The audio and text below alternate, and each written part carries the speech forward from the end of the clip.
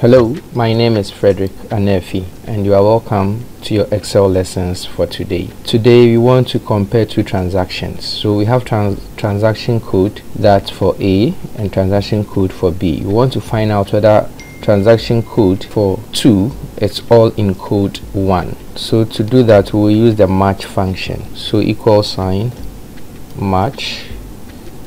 We are saying match. Okay, so we'll go and look for this in this whole data. We want to see whether it's in.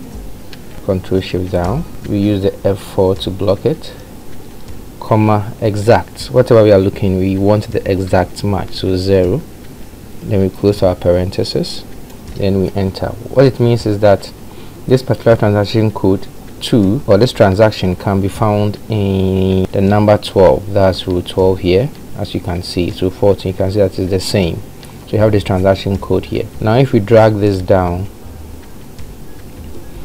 where we have the non-applicable means those particular transaction was not really found in here. So you can see that the 46 shoes 1848 is in row 9. So you can see there we have it here. Okay, so we can then introduce the S number too. So in a situation where we have the transaction code 2 to be in transaction code 1, we want it to read true.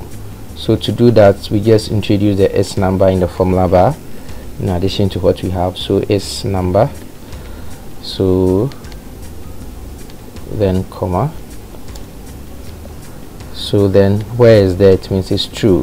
Where we don't have it, it will be false. So that is it. So it means where we have the transaction code to be present in code 1, we will have it to be true.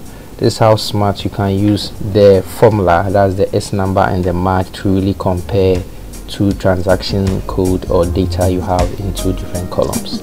Thank you very much for following us on YouTube Consults and have a wonderful day. Bye bye.